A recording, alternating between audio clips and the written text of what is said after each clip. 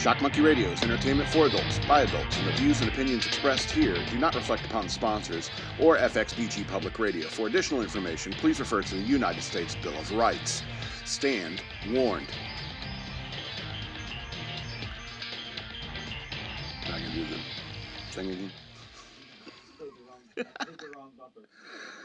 Mistakes happen. We got some greenish tinge. We can't seem to. We got new lights on the way. I can't tell if it's really there. I think it might be in the software, bro. Yeah. Anyway, I'm going to start the show.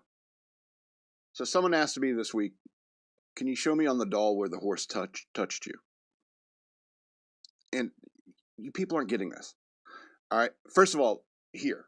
This is where on the doll the horse touched me. I got bit by a horse when I was like 14 years old. All right. I didn't think much of it at the time because I've been bitten by dogs, cats. Horse didn't make much difference to me. I mean, bruised up a little bit, but I mean, it was, you know, I didn't think much of it. It wasn't really until my mid-30s I started thinking about, like, really the absolute danger of horses. And plus, you're missing the whole point. This isn't personal for me. You know, this is an intellectual thing. They're evil. All right? A horse took out Superman. Christopher Reeves. You know what I mean? Horses are more cunning. One horse is more cunning and evil than Lex Luthor. It's not personal. It's an objective truth, and I'm trying to turn you on to the fact that horses are evil. But no, you're resisting. It's like, oh, you must have done something to piss off the horse. It's like, no. Horses have good sense about people. If that's true, if you think that that's true, why don't you think that that's terrifying? Anyway, welcome to Shock Monkey Radio. I am your host, the Madman. I'd like you to become a patron. Go to patreon.com/shockmonkeyradio today, and you could get yourself a patron pack. I still got to ship one out to, if you can bring up a picture of the patron pack. I don't know if you... Picture. I put it in the notes. Oh, yeah. But I got one I got to ship out. But I also ordered some more stuff, so I'm thinking about holding off on it, Fred. Shipping one out to our Canadian friend. Because I might give you some stickers or something like that. Got some extra stuff coming. So if you order, you can get a patron pack today by going to patreon.com/shockmonkeyradio. Become a patron today. It has a Shock Monkey Radio beach towel, Shock Monkey Radio playing cards, and Shock Monkey Radio beer wrapper thingy. Keeps your beer coldish. I don't like saying it. Why? We've had this conversation. But I don't. We talked about it last week on the show. You didn't see last week's episode? I can't assume that everyone who's watching is not somebody who watched it. He didn't see an episode before. And are you watching for the first time? Really? You must be like, oh, I don't get this show. Why is it on about horses? Search horses on this channel. All right. Become a patron today. You get a patron pack, and maybe EK will bring up the playing cards, beer wrap thing, and the beach towel. It's like a $50, $60 value. Become a patron today. I still got 3 more of those, and you can become a patron, and I'll ship you out one of those. I got a bunch of boxes too, which is handy because I was like, I only need to ship out like 5 sets. One person I was able to deliver it by hand, which saves me on postage. Awesome. And so, it's you and someone else. EK and somebody else delivered 2, but I still got to ship 3. So, but I got a bunch of boxes, which is handy because I got a bunch of stuff to put in boxes. You have stuff, don't you?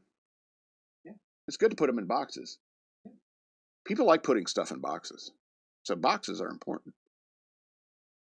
Yeah, patreon.com/shockmonkeyradio. Become a patron. Become a part of this madness. Become a patron today. Or you can send me money through Cash App. No prizes, no door prizes. Maybe I'll send you a sticker or something. I'm thinking to get a bunch of stickers. Slapping them all over town until people are so sick of me. Anyway, you can also follow me on social media over here. At DNALETSAW on the Twitters. Shock Monkey Radio Redux on Facebook. And at SLRobbins13 on the Instagram. I should get more active on Instagram, I think. You know, I realized something the other day. That I am happier than I've been in a long time. Would you agree with that, Eric? I mean, I haven't had one of my turns. I haven't really been feeling sad or anything like that. I remember Saturday night I made a note and it was like I'm real happy. I did that Warriors episode. I was real happy with that. And I remember I was thinking, like, I'm doing exactly what I need to be doing for my own emotional health. There's a lot of things that I could do, but I think this is what's best for me personally.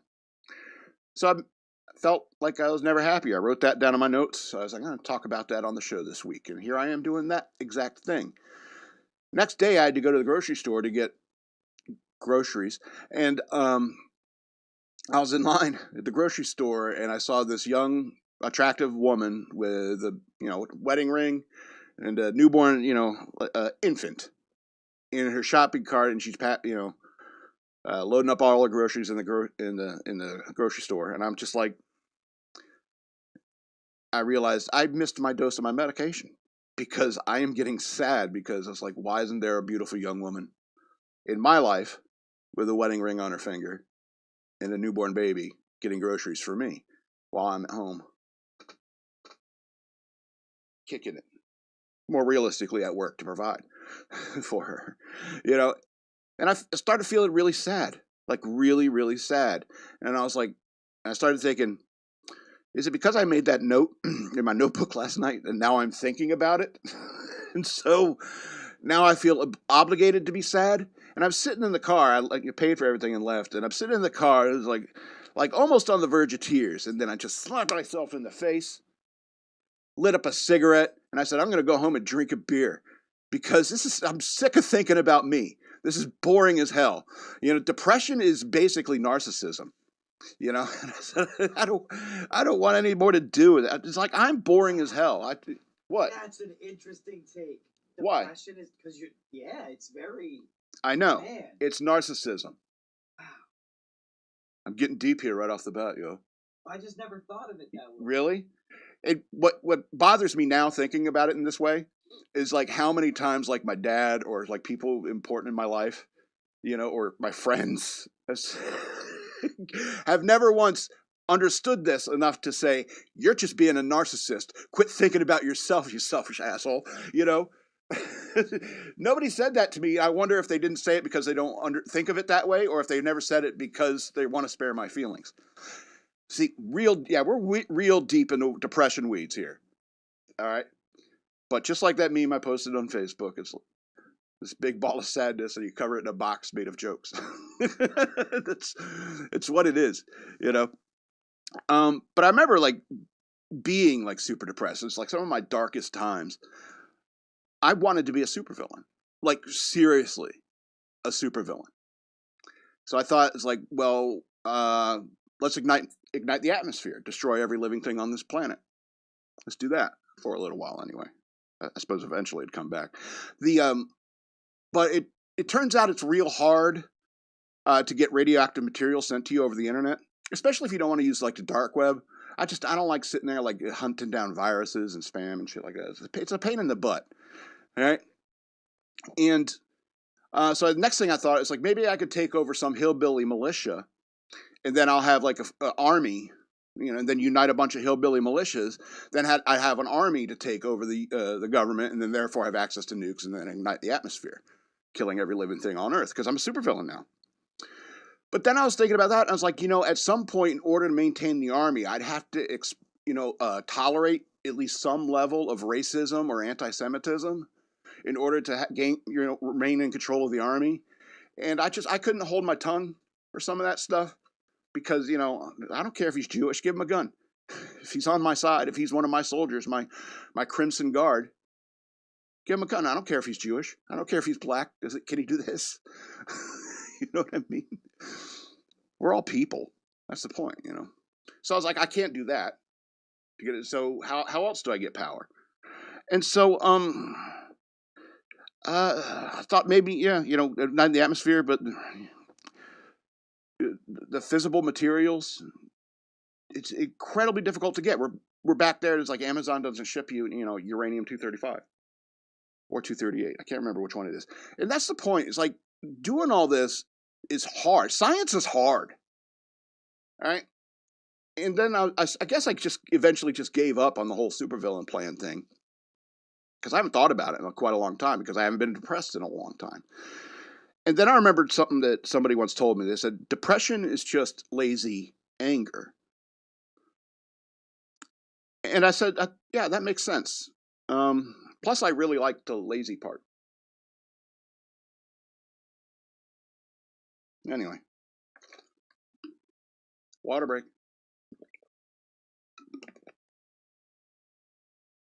People ask, like, why are you always drinking water on the show? It's like, because, I pound cinnamon. I don't do it on the show because it's, clouds of cinnamon coming out of my mouth. But, like, every second of the day, I'm just, like, cinnamon in my mouth.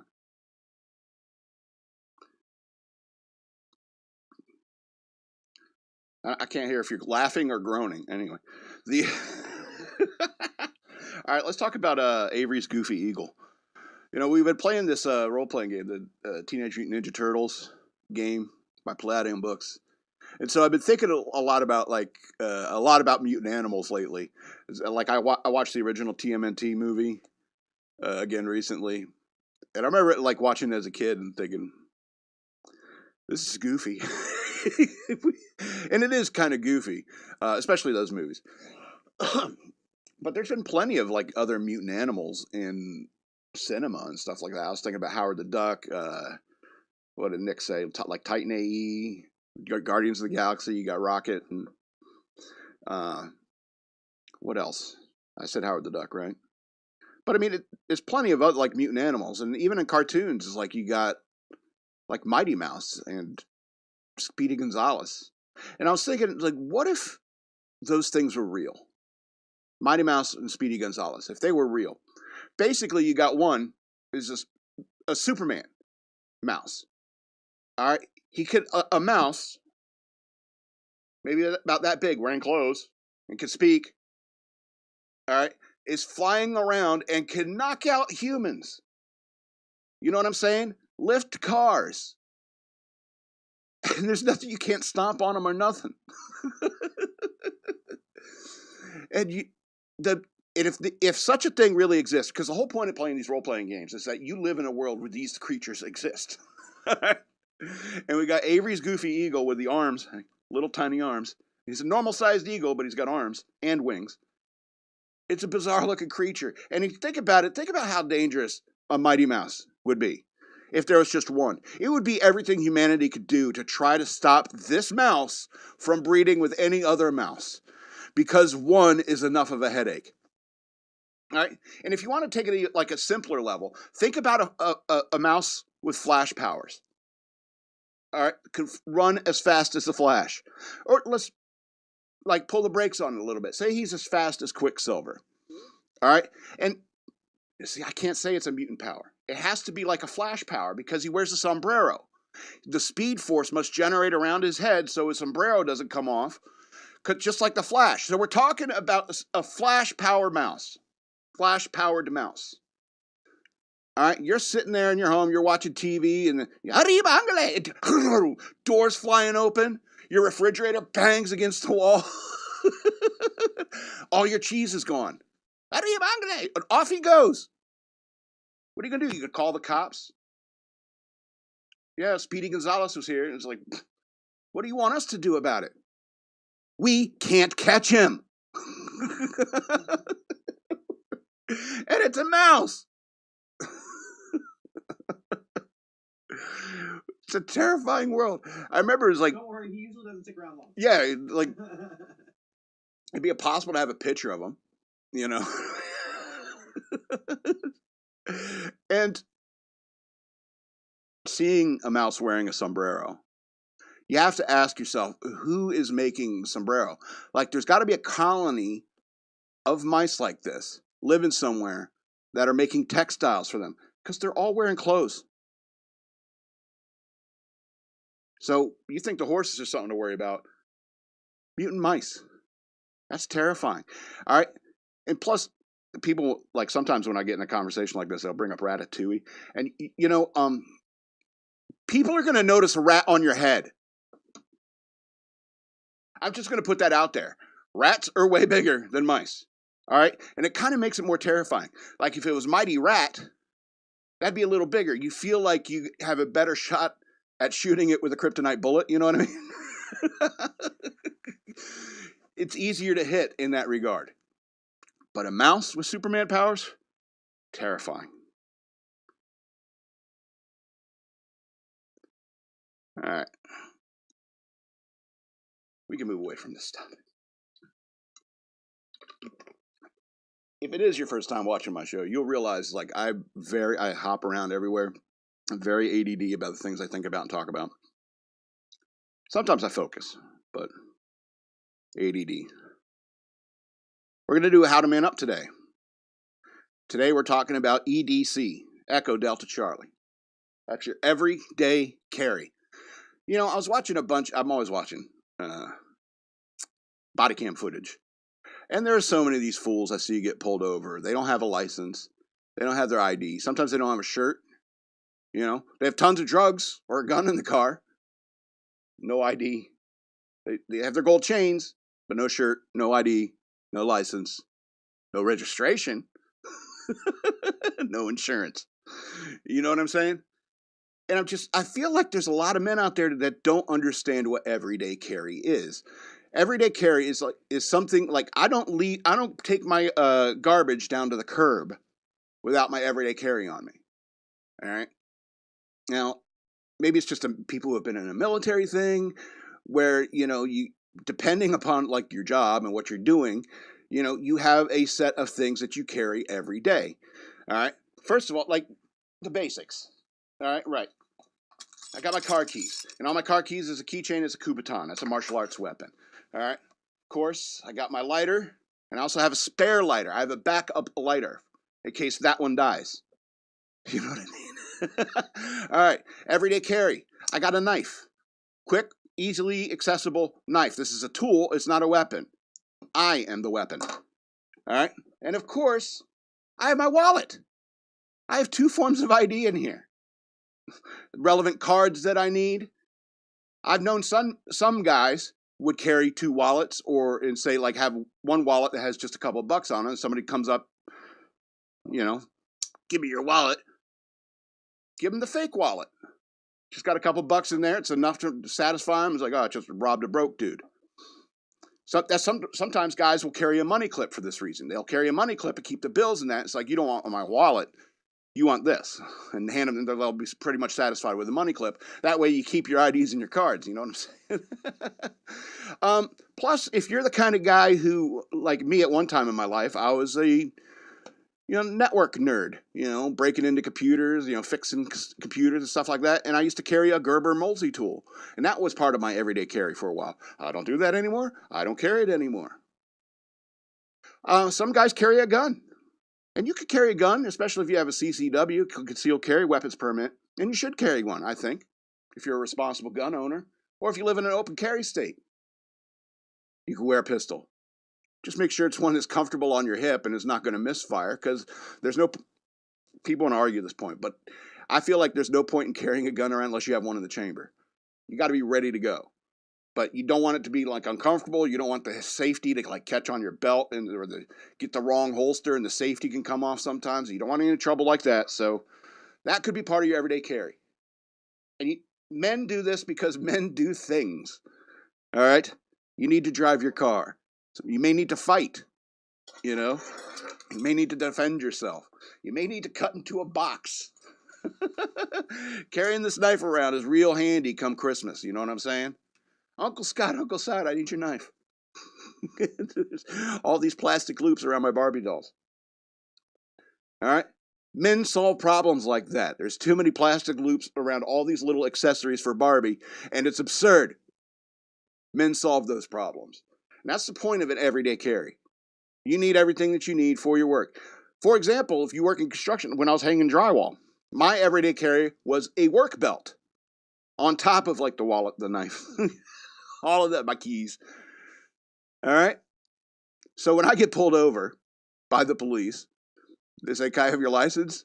It would never occur to me to say, like, even if I forgot it that day, for the one time in a billion, I forgot my wallet at home. I would turn to the cops. Oh, sure. I would reach for my wallet and realize it wasn't there. And I would say, officer, you're not going to believe this, because I don't believe this, because this has never happened. I don't leave my house without my everyday carry. Men have an everyday carry. You have a knife on you, EK? EK has a knife on him. That's what men do. So I don't want to see any more of these body cam. I know I'm going to. Any more of these body cam videos of people like, I don't have a license. You know who doesn't have a license? Criminals. Every time I see that happen in a video, you don't have a license, I have a feeling you're going to get handcuffed at some point. And I'm pretty right. I'm pretty right about that.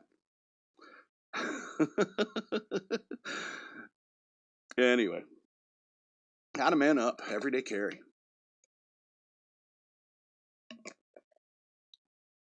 Have you watched The Warriors since last week?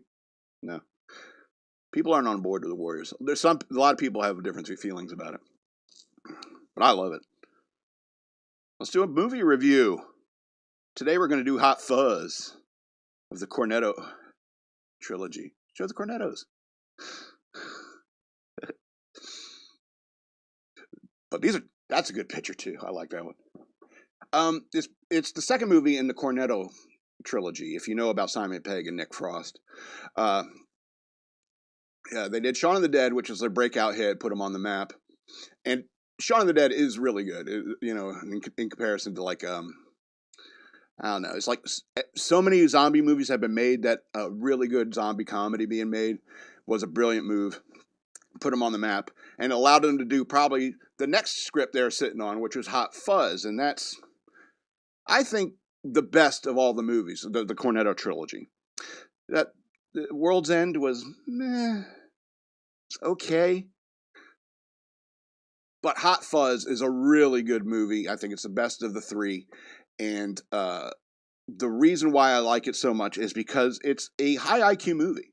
High IQ comedy. Sure, there's things that lower IQ people can sink their teeth into as well, but there's it's a greater than 120 IQ movie in terms of how it's written.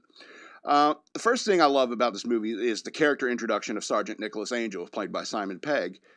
They're going over his resume, it's like he wanted to go to like top of his class in the academy, it's like all these extracurricular activities, like kicking ass at chess and in his spare time, getting these advanced classes and excelling at everything. Hundreds of arrests, he's part of the armed response unit, he's, breaking records at the London Metropolitan Police Service. And the whole time you got you got Adam Ant's Goody Two Shoes playing in the background, and it's a brilliant character introduction. And the first scene you see this guy, they tell you, is like first of all, his number is 777. His name is Sergeant Nicholas Angel, and his most recent wound in the line of duty was he was stabbed in the hand by a man dressed as Father Christmas.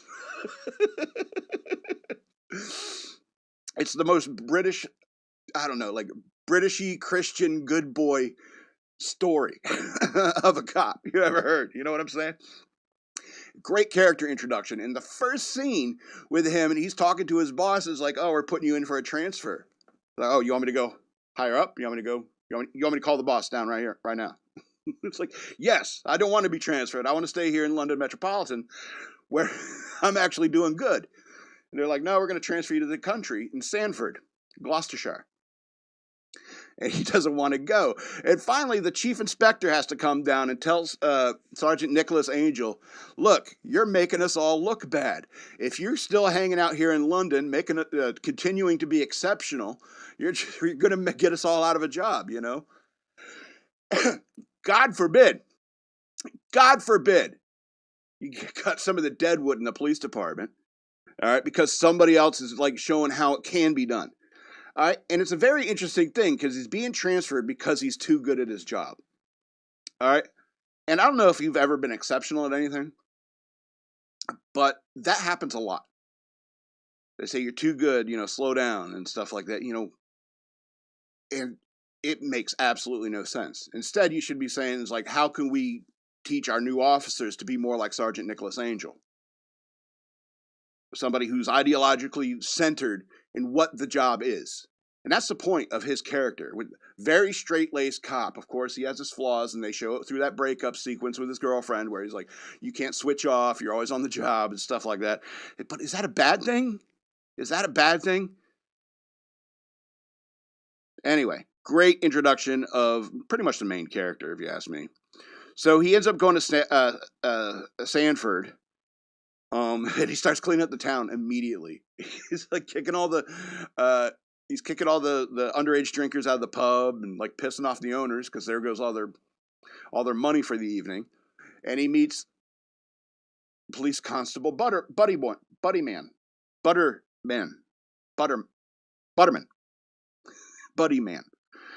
and he's just a drunk guy. And he keeps him from driving his car, and he arrests him, takes him to the police station, needs him to tell him where the police station is, and he arrests like 4 people on the way from there.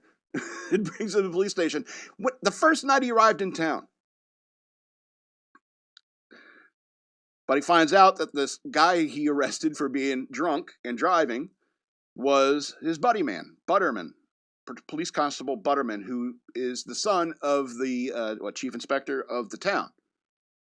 And he's a screw-up. He's a screw-up cop. And so they partner them together. Boom, you got the buddy cop comedy locked in. The 2 archetypes. Brilliant. Brilliant. Yeah, and so eventually they stumble upon, I don't want to ruin the plot or anything for you, but eventually they stumble upon the trouble, or, the corrupt town. Murders start happening in a corrupt town, and a no-holds-barred, adrenaline-fueled thrill ride ensues. And there's tons of good laughs along the way. I don't want to ruin it, but like the dialogue is brilliant in this movie. There's a couple of great, really good sight gags. I don't want to point them out and ruin them, but you'll see. The making fun of the Romeo and Juliet performance. You remember that segment in the movie where they go to the Romeo and Juliet production, and everyone's making fun of the performance. It's like, oh, he played a cadaver in some show, and it's like, okay. But it was a meta scene because they're kind of making fun of the Claire Danes Romeo and Juliet movie, where it's silly, and then you have Lucy Punch in that scene. Oh, you're poisoned. Oh, I'll kiss your lips. Maybe some poison doth yet hang upon it. Lucy Punch was great. And she kisses him, and it's we sat through 2 hours of so-called acting, and the kiss was the only convincing part of it. Brilliant way to meta roast another movie. Police Constable Bob Walker. He's the canine officer with his dog Saxon. You got to watch that guy. Pay attention to what that man says. I'll just give you one example. They're sitting there I think it was Martin Blower got blown up in his house. And they're sitting there talking. He was having a bit of a fry-up, and then apparently left the gas on. He goes, and somebody said something like, well, what's he doing eating that late at night? And then the female officer, who's always making jokes like this, oh, I don't know, I've been known to have a midnight gobble. And the camera passes over Police Constable Walker, and he goes, Cox. He's doing stuff like that the whole time. You got to watch that guy. Pay attention to him. Again, I have to say the dialogue is very sharp. They really captured a lot of good repartee on film. The whole fascist hag exchanges, very clever, very cleverly done, and introduced it in a very normal way, I suppose. The Andes. The two detectives named Andrew, they're just a couple of screw-ups, but they got a lot of barbs in them, They're sitting there like, everybody and their mom's packing around here. Like who? Farmers' moms. And then Nick Angel gets called up, Sergeant Angel gets called up to read out the bingo or raffle names. And he gets up there, and they say, this is Police Constable Sergeant Nicholas Angel. And they're in the crowd, and they're going, prick, wanker. Great little side characters, the Andes. And Timothy Dalton plays Timothy Dalton in every movie, and he's good at his role in that. Don't want to ruin it, obviously. Yeah, so Hot Fuzz, 2007 movie, 12 of 13 stars. Why doesn't it get 13 stars? Well, it's because it's British. Some things get lost in translation. For example, like it's like, yes, the Swans has escaped. Yeah, okay, your name, sir? Peter Ian Staker, P.I. Staker. Wait, P.I. Staker, P.I. Staker, Piss Taker. Americans, well, most Americans don't know what a piss taker is, or what a Stephen Merchant is. I guess it's like a guy with a cart going through the street. Get your Stevens here. Get your Stevens here. And some guy comes up to, hey mate, you got any more of those Steve-arinos? Oh, I'm fresh out of Steve-arinos, mate. I got a couple Steve-O's. And the usual, PH models and the V models. And then another guy comes up and says, hey, who are you trying to fool? You gave me a Stefan yesterday. And he's like, oh, I remember I ordered the wrong box from the distributor. What happened? Where did I go? What was I talking about?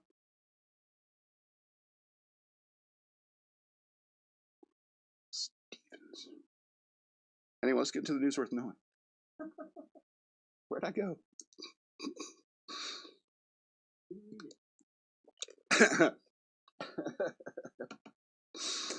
You're right. It's what I do is kind of like a Monty Python thing in one show. Jumping all over the place. All right, did you play the thing? Okay. USAID. Have you ever heard of these people since before this week? So USAID employees says staffers hid pride flags and incriminating books when Doge arrived. All right, so Doge is not a government agency, but has been tasked by the White House's executive office with dismantling wasteful spending initiatives, and special government employee Elon Musk's most recent target is U.S. Agency for International Development, USAID. The billionaire, is that Musk? Has urged the agency is beyond repair and said President Donald Trump agreed that USAID should be closed down. Musk moved rapidly to seize control of USAID and shut it down. ABC News reported on how Doge showed up at the USAID offices in Washington, D.C. late last week and demanded access, speaking to one employee who claimed to have seen it all play out. Okay, Doge was in the building. We took down our pride flags. We took out any books we felt would be incriminating. Kristen Dry, a speechwriter for USAID, said no one was talking. We heard they started taking transcripts automatically of all of our Google Meets. Oh man. Wow, that's a smart move. Like right away, get those things. She added further, they unplugged the news in the little kitchen galleys. It didn't feel good. And then Saturday, all the websites went down and lost complete access to my computer. On Monday, the White House listed a variety of questionable and DEI-related projects USAID has contributed to. Yeah, I don't know if you've been following the news. I follow the news all day, every day. All day, every day. It's amazing I even have any time to think about Mighty Mouse and shit. But what I've been hearing about what they've been spending money on, is blowing my mind. I can't believe any of our tax dollars have gone to... Everyone's complaining about what's being dismantled, yes, but not explaining why it's... Yeah, why? A lot of people, good. I don't think we should be sending money to Peru to finance a trans comic book. You know what I'm saying? And this is the kind of stuff that they've been doing. And basically, this is deep state stuff. This is the swamp. This is where they take tax dollars and line their own pockets. There's no reason for us to be sending condoms to Tanzania. You know what I mean? Why? Why should our tax dollars go to that when people in California are burned out of their homes? When people in North Carolina and South Carolina are still don't have homes. Monkeys were on the roof. Yeah. Dogs and cats living together. Mass hysteria.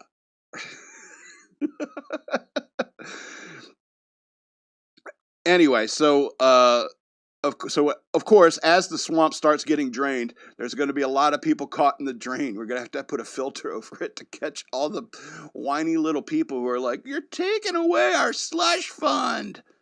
And that's the point, When you find out, if you go through the line items of what USAID reports on spending their money on. It's absurd. It's absurd. Especially when, there's a lot of stuff that needs to be done here in the United States. And we'll go on to this next story. And I can tell you I can disagree with Trump. I'm glad he's president now, because now I can go back to holding him to task. Level it. Trump says the U.S. will take over Gaza Strip, rebuild it to stabilize the Middle East. Okay. The U.S. will, quote, take over the Gaza Strip, level it, and rebuild the area, President Donald Trump said during a press conference Tuesday evening after meeting with Israeli Prime Minister Benjamin Netanyahu at the White House. The U.S. will take over the Gaza Strip, and we will have a job to do with. We will do a job with it too. Okay, it's just a boast. You can go right past it. Trump said Tuesday evening, joint press conference with Netanyahu, we'll own it and be responsible for dismantling all of the dangerous, unexplored bombs and other weapons on site. My Trump impression's gotten worse. Level the site and get rid of the destroyed buildings. Level it out. Create economic development that will supply unlimited numbers of jobs and housing for the people of the area. Do a real job. Do something different. You can't go back. If you go back, it's going to end up the same way it has for 100 years. Netanyahu, who joined Trump in the press conference, first world leader to meet, blah, blah, blah, blah. They're talking over the Gaza Strip and so forth. Trump said, I see it bringing great stability to that part of the Middle East and maybe the entire Middle East. And everybody I've spoken to, this is not a decision made lightly. Everybody I've spoken to loves the idea of the United States owning that piece of land, developing and creating thousands of jobs with something that will be magnificent in a really magnificent area, and nobody would know. Nobody can look. What? Nobody can look. He just rambles, doesn't he? It's just a rambling rant. It's what I do. The people, it's going to be marvelous. It's going to be perfect. You're going to love it. It's going to be our little slice of Israel. So here's where I disagree with Trump. I just listed, people burning out of their homes in California, people, without homes. Our infrastructure in the Carolinas, our infrastructure's falling apart. We got our own problems to deal with. We could focus, America could focus on its own problems for 500 years and then go look back at Israel, and they're still going to be, these two factions are still going to be going at it. It'll always be there. You know what I mean? Sure, we can give Israel aid to help them do something about the Gaza Strip, but I don't see why we have to, involve any of our blood or treasure. Sure, we can loan them some jets or something like that, but we have our own problems. Anyway. We're going to talk about Trump some more. We're going to talk about it. Hey, if there's one American son of a bitch that's going to go to the Super Bowl, that deserves to go to the Super Bowl, frankly, it'd be me. So, quote, Trump will soil the Super Bowl licks. Is that 172? Okay. 172? I have no idea. I thought maybe it's like a special type of Super Bowl licks, like with the like Flavor Aid or something. Super Bowl licks with possible historic appearance. Anyway, as the countdown for Super Bowl licks continues, high profile. I'm calling it that from now on. Did you see Super Bowl licks? Punchbowl News was first to report that President Donald Trump will likely be in attendance when the Kansas City Chiefs and the Philadelphia Eagles go head-to-head at this year's Super Bowl in New Orleans. The Associated Press confirmed a report citing a White House official.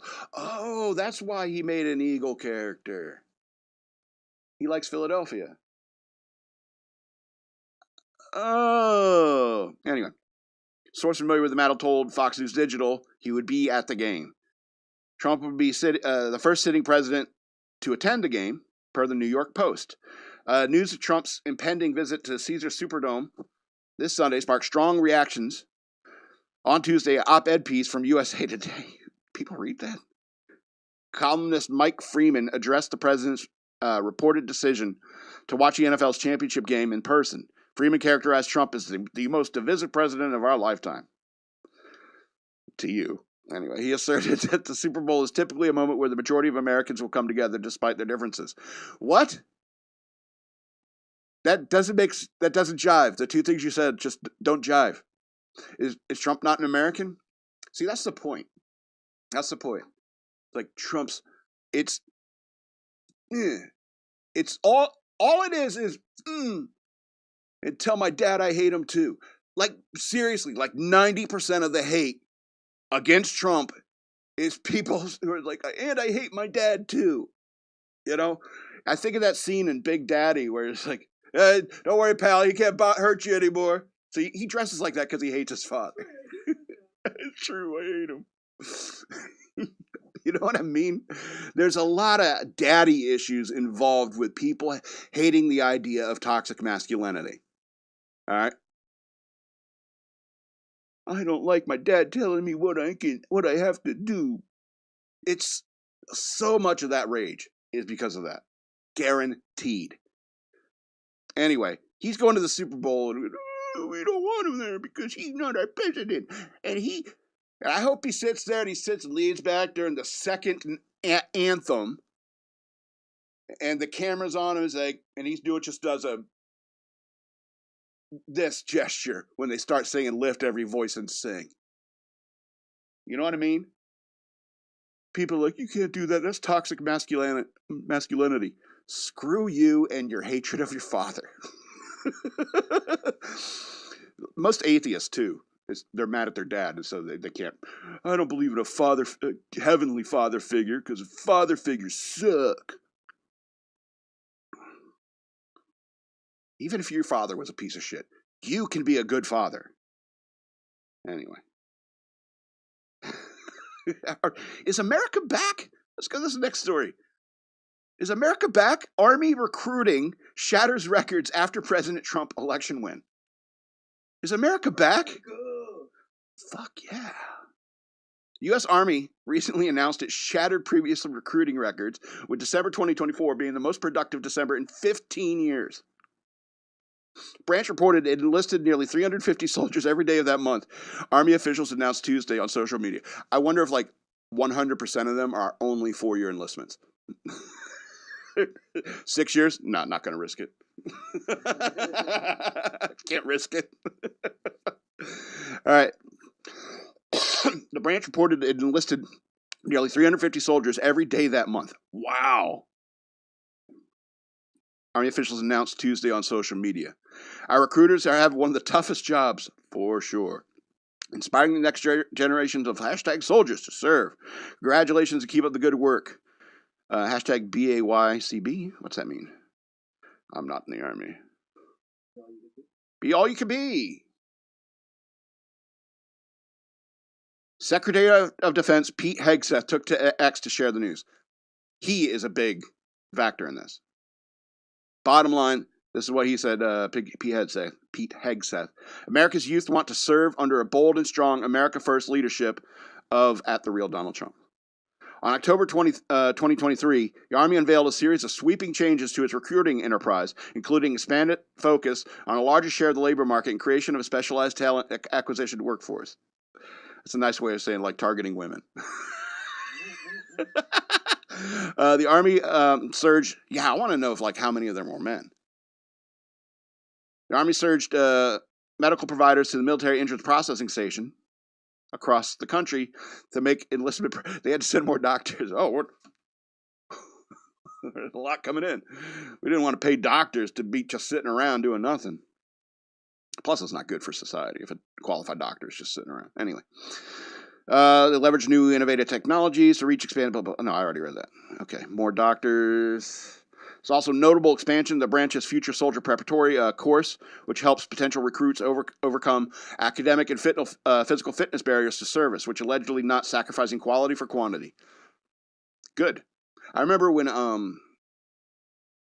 was going through recruiting process, they said don't gain any more weight. If you gain any more weight, we're going to have to put you through the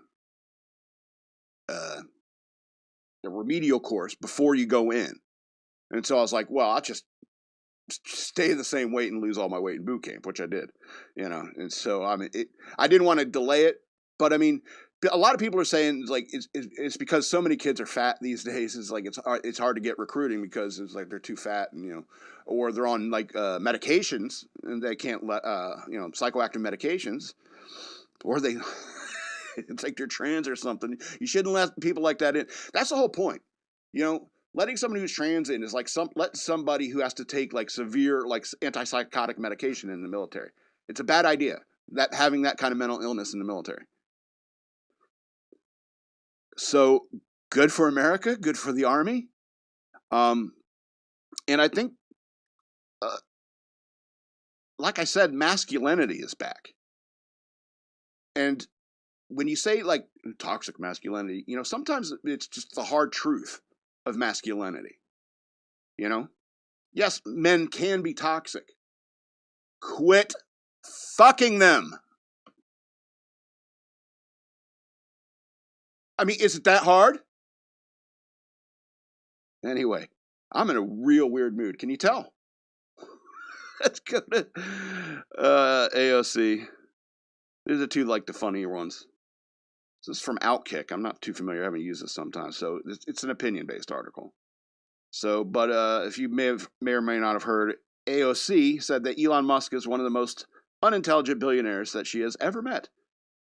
And then this article goes on to say, seriously, she said that publicly. She said that, period, publicly, period. This is terrible.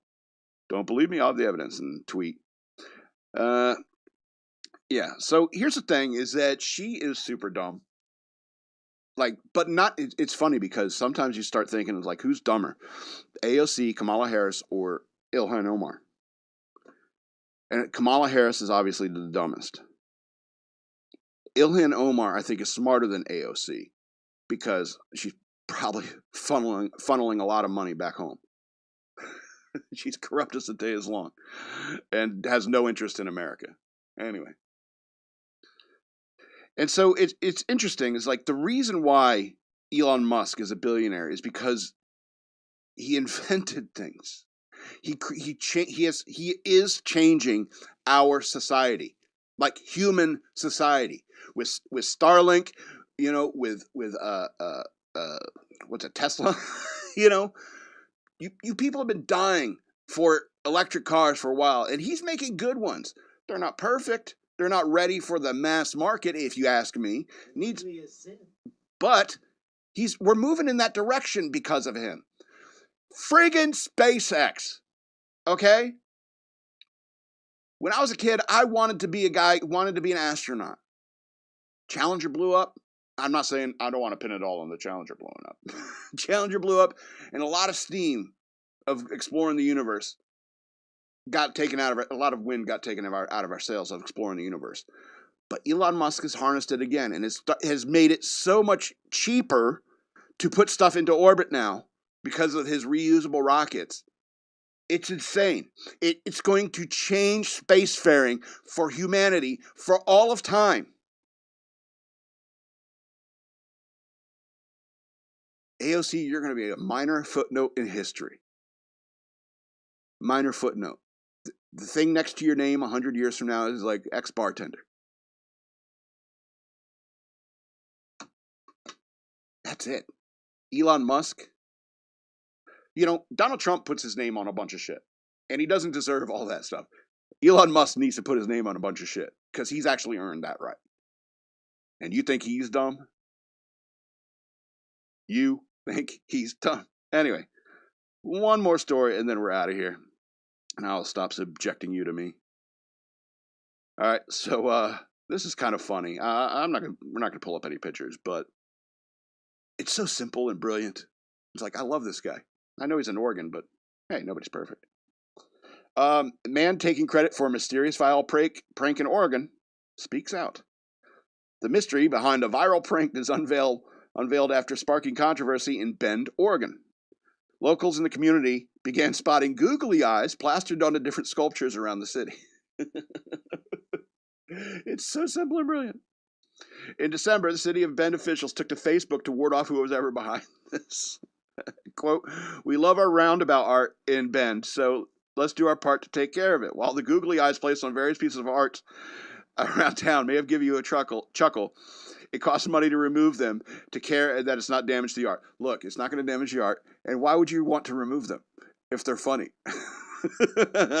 You know what I mean? I kind of want to do this. I want to go put googly eyes on some of the statues of like rebel soldiers that we got around here in Fredericksburg. It'd be hard for these hippies to tear him down. It's like, look how goofy he looks. Look at that goofy racist with the googly eyes. Look at me everywhere I go. I understand like about art. If you were the artist that made a statue or something like that, and so some guy like does this, I can understand you being upset. But it's funny. You gotta admit it's funny. So the man behind googly eyes, Jeff Keith, spoke to the Associated Press, revealing that he used duct tape to attach the eyes to the sculptures. Yeah, if it's made of brass or something, it's going to be fine. Keith is the founder of the Guardian Group, which is a local nonprofit that works to combat human trafficking. Oh, so he's a prankster with a heart of gold. Like, what's his name? Pierogi, hacker guy. Shoot, blanking on it. I think the biggest thing for me is just to get a laugh when I come up on these roundabouts. I see families laughing, like hysterically laughing at these, and it makes for a good time. Keith Colt told the AP. Bring a little joy to the world. He added, it is a place for me to cope with some pretty heavy stuff. Like I said, it's a big ball of sadness, and you take a box of jokes, cover it up. Just put googly eyes on stuff. Locals took to the city's Facebook post to comment on their thoughts on the prank. Is this Ben's biggest concern? Adhesives aren't going to hurt metal. I'm pro googly eye. I really love the pro googly eye stance Ben is taking. Me too. 8 sculptures were pranked, and the work to remove the googly eyes will cost $1,500. What? See, when it comes to government waste, it's how much does it cost to go up there and pull a googly eye off? You could have one guy do 8 sculptures. You could do it in a day, right? If it's just duct tape and googly eye, you reach up with your hand, you pull it off. Maybe you get soap and water, like a Windex, get the rough part of a sponge, get some adhesive off of it. One person can knock it down in a day. $1,500? Whose pockets is this money going into? See, after all this stuff that's coming out with USAID, I'm questioning everything. It's funny, it's like it's always been a joke. It's like, you think the government really pays $500 for a hammer? What was it, like in Independence Day? $200 for a toilet seat? With Judd Hirsch, what's his name? Judd Hirsch? Anyway. Judge Reinhold? I don't know. Judge Judy. Keith said he offered to pay for any damages that were associated with his prank. They reached out to the city of Bend for comment, but they're not. You know, I like how Gavin McInnes says, is like, you're living in a clown world. It's easy to make fun of clowns. And you know what's interesting is I've been hearing like some more DMT tales about like the commonality of clowns and stuff like that. And people taking DMT. It's like, do you think the universe is run by clowns? Certainly seems like our Earth is. Earth is run. Killer clowns from outer space. Who knows? It all comes back to clowns. And so yeah, it's easy. So you can go to Patreon.com. Is there a thingy? Patreon.com/shockmonkeyradio. Get yourself a patron pack. 3 left. We may have some more stuff coming, and maybe I'll throw some stickers in. I don't know. We'll see. Get the patron pack. Go to patreon.com/shockmonkeyradio. Become a patron today, and I'll ask for your address, and I'll ship you out a box with your patron pack. Or you can send me money through Cash App. Use the hashtag shockmonkeyradio, all one word. I'd appreciate that. You can follow me on social media at DNALETSAW on Twitter. That's the word wasteland spelled backwards on Twitter. At SLRobbins13 on Instagram. And Shock Monkey Radio Redux on Facebook. There was a comment. I was just about to check. What's going on with the comments? What'd he say? bunch of horse. Oh, okay. Thank you, Mo. It's like, with a name like that, are you asking the FBI to track you? You know what I mean? You know what I mean, Mo? Anyway, I love that guy. And, huh? I interrupted your goodbye to bring up the. Oh, that's all right. I just wanted to see if anyone watched this at all. That's what I was looking up. Anyway, this has been Shock Monkey Radio. I'm the Madman, and you know I love you.